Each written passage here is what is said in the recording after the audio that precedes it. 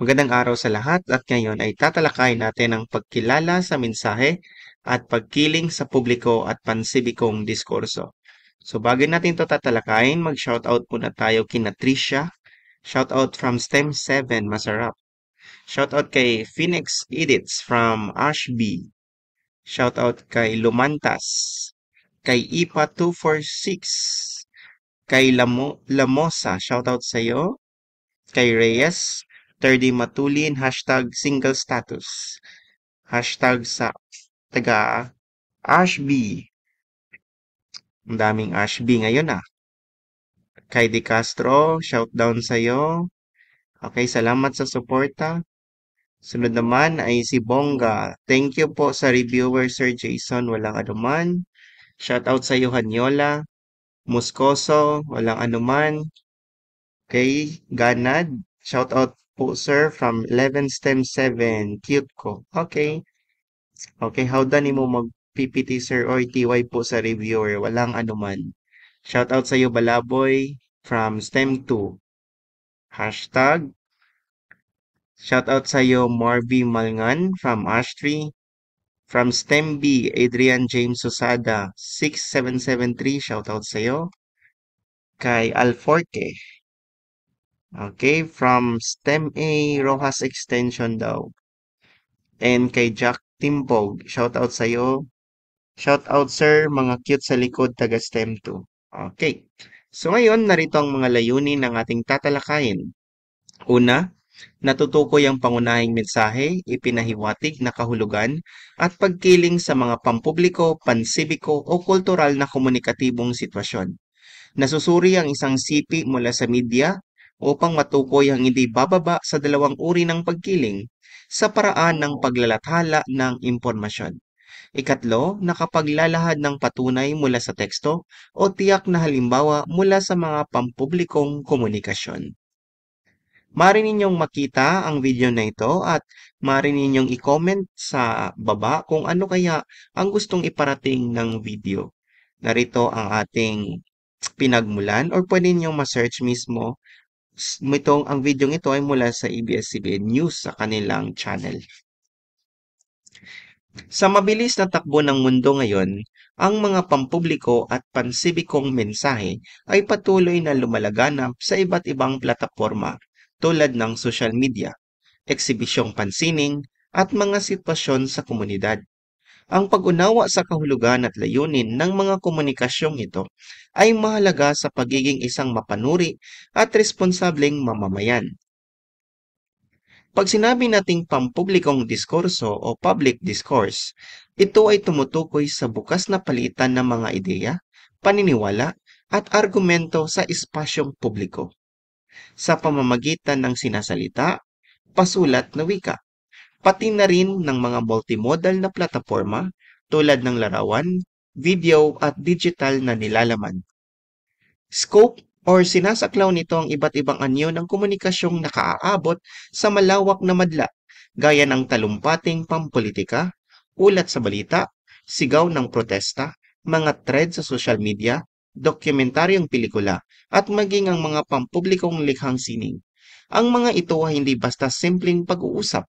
Ito ay maingat na binalangkas upang maghatid ng impormasyon, manghikayat, pumukaw ng isipan, o patatagin ng isang pananaw. Ano naman ang pansibikong diskurso?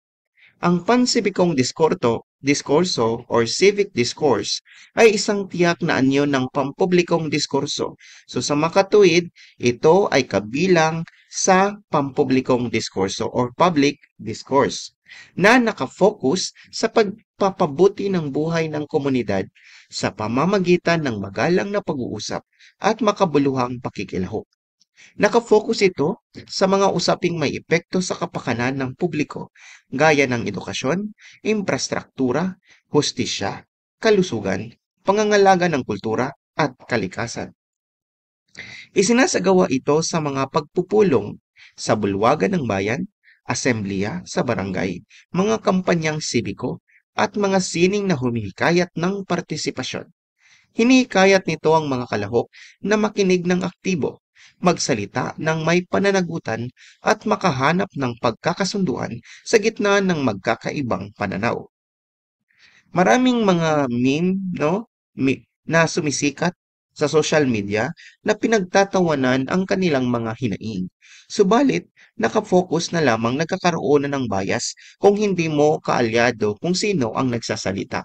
Maaari ninyong pagtawanan ang kanyang itsura, maaari ninyong tingnan ang kanyang katawan, or maaari ninyong tingnan ang kanyang ginagawa. Sa makatuwid nagkakaroon ng bias ang tumitingin kung sino ang nagsasalita kung hindi nila sinasang-ayunan ang nagsasalita. So, maaari ninyong mapanood itong halimbawa ng civic discourse na kung saan nagkaroon ng mensahe ang Pangulo hinggil sa protesta. Ito ang ginagamit ng mga ilang tao upang makahikayat o maging matatag, maging malakas ang kanilang pangungumbinsi dahil gumagamit sila ng mga rhetorical devices o kagamitang rhetorical. Minsan, ang mga pahayag ay hindi tahasang sinasabi, kaya kailangan ang malalim na pag-unawa batay sa konteksto, tono, at paggamit ng kagamitang rhetorical. Ito ay ginagamit upang palakasin ang panghikayat o emosyonal na epekto ng mensahe. Narito ang mga ilang halimbawa ng rhetorical devices. Kabalintunaan o irony, ibig sabihin ang sinasabi mo ay baliktad sa gusto mong ipinaparating. Ikalawa, metapora. Ibig sabihin ay kinukumpara mo ang dalawang bagay. Katulad nung sinabi ni Erwin Tulfo na the voice of the people is the voice of God. Ikalawa naman is pag-uulit. Mayroong mga salita o mga phrases o parirala na palaging sinasambit ng isang tao upang bigyang diin ang isang issue. Pang-apat ay ang paggamit ng inklusibong wika or ibig sabihin gumagamit ka ng mga salitang damay ang lahat, apektado ang lahat. Yan ay inclusive language. Kabilang ang lahat. Katulad ng paggamit ng taong bayan, yan ay halimbawa ng inclusive language. At panghuli ay ang patos, na kung saan sa patos, meron tayong tatlong elemento sa panghihikayat na binigay ni Aristotle. Sinabi niya na kailangan ang tatlong elemento ng persuasive upang makapanghikayat, ethos, logos, and pathos. At ang pathos ay tumutukoy sa emosyon. Nagmamakaawa ang isang tao, yan ay halimbawa ng pathos. Manatiling ligtas, manatiling alerto, manatiling magkasama. Ito ay halimbawa ng repetition o pag-uulit. Ang pagbibigay kahulugan sa mga ipinahiwatig na mensahe ay nangangailangan ng konsiderasyon sa kultural, historical, at situational na konteksto. Ang isang pahayag na tila neutral ay maaaring naglalaman ng mas malalim na kahulugan batay sa mga pinagsasaluhang halaga, tensyong historikal o kamakailang mga pangyayari. Halimbawa, ang isang talumpating nagpapalawig ng urbanisasyon ay maaaring lantaran ang pagtuon sa pag-unlad ng ekonomiya, ngunit hindi tuwirang binabanggit ang posibleng sapilitang paglipat ng ilang komunidad, isang bagay na mahinuha lamang sa masusing pagsusuri. Narito ang halimbawa ng isang multimodal na kung saan nakalagay siya sa publiko. So, ito ay isang public discourse, no? Dito nakalagay ang impormasyon na may mga imahe. Nakalagay dito na 70% ng mga tao sa Japan, China, Vietnam, Philippines, Bangladesh, Indonesia, Thailand at India ay delikado dahil sa pagbaha o pagtaas ng tubig. At ayon sa Climate Central noong 2050, maaaring ma-erase or mabura ang mga ilang mga syudad na malapit sa dagat. At estimate nila na 150 milyon na katao ang mamamatay dahil sa mga trahedyang pagbaha. Paano maging responsable sa pagsusuri? Una, magbasa sa pagitan ng linya. Pangalawa, matukoy ang ipinahiwatig at sinadyang hindi banggitin. Pangatlo, suriin ang mga kagamitang rhetorical na ginamit. Ang katotohanan at pagpapalagay ay magkaibang bagay. Pag sinabi nating katotohanan, may datos na sumusuporta, may data.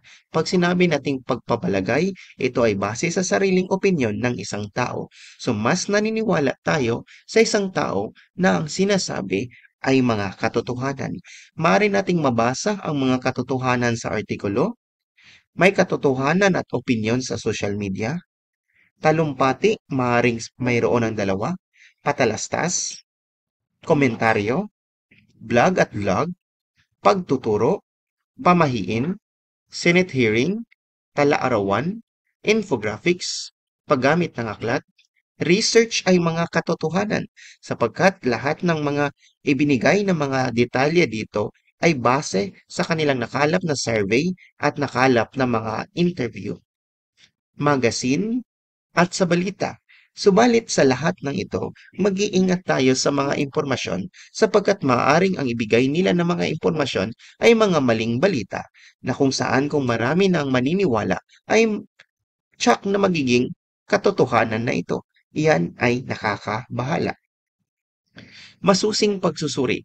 Una, ano ang sangguniang ginamit? Pangalawa, ito ba ay tiyak o paglalahat na detalye? Pangatlo, ano ang suportang detalyeng ginamit? At pang-apat, kailangan bang tanggapin ang pahayag? Mga karaniwang uri ng pagkiling or the types of biases. So pag sinabi nating pagkiling is biases. Ang lahat ng anyo ng komunikasyon, pasalita, pasulat o multimodal ay nagpapakita ng particular na mga pagpili ng tagapaghatid ng mensahe. Ano ang isasama? Ano ang lalaktawan? Paano ito ihaharap? At para saan? Ang mga pagpiling ito ay maaaring magpakilala ng pagkiling o bias. Hindi ka nakikinig sa isang tao dahil may bias ka na. Hindi ka boboto sa isang tao kasi may bias ka na. Hindi ka titingin sa isang artista kasi may bias ka na. Ang bias o pagkiling ay isang pabor o pagkiling sa isang panig na nakaaapekto sa paraan ng paghahatid at pagtanggap ng impormasyon. Hindi palaging sinasadya o may masamang layunin ang pagkiling. Madalas, ito ay hindi namamalayang resulta ng karanasan, paniniwala o konteksto ng tagapagsalita. Gayunman, mahalagang maunawaan ito dahil nakaaapekto ito sa kung paano hinuhusgahan ng publiko ang katotohanan, katarungan at kredibilidad ng isang mensahe. Narito ang mga ilang halimbawa or uri ng bias. Meron tayong selection bias na kung saan pinipili lang natin kung ano yung magandang sasabihin natin, kung ano ang maganda na nagawa ng isang tao. Confirmation bias, may mga nakalista na mga balita ukol sa isang tao pero kino-confirm mo lang kung ano yung tama kung ito ay positibo na balita sa isang tao. Pangatlo ay framing bias. Gumagamit ka ng mga salita upang maiba ang pananaw o kumbaga yung tono, iniiba mo yung tono, ginagalang mo yung sinasalita, ang iyong style ng pagsulat, ginagalingan mo para magkaroon ng impluwensya sa bumabasa na ikay kanilang pakinggan na hindi na magiging biktima ang isang tao dahil sa iyong isinagawa. That is framing bias. So, ibig sabihin, mag-ingat tayo sa ating mga nilalike, sinishare, or sinasabi sa social media kasi mayroon tayong tinatawag na algorithm. Ibig sabihin, may na-like ka, automatic yung FYP mo sa TikTok, mga maglalabas sa mga video, mga post sa Facebook ay connected na doon sa na-like mo. Kung may na-order ka sa Shopee, ito ay magkakaroon ng connection sa iba't ibang mong social media. And doon na malalaman kung sino ang pabor na mananalo ng mga senador depende sa mga pinapanood ng tao. That is algorithm. So magkakaroon na ngayon ng echo chamber, ibig sabihin magkaroon na ng connect-connect na ng mga anong gusto ng isang tao, anong preference ng isang tao. So magkakaroon na ng bias kung ano yung pinapanood mo kasi yan yung gusto mo, hindi mo na napapakinggan ang isang anggulo. Kahalagahan ng ebidensya sa pagsusuri. Una, itinataguyod ang pananagutan. Pangalawa, hinahasa ang katumpakan. Pangatlo, nagbubukas ng talakayan. Yan lamang po at maraming salamat.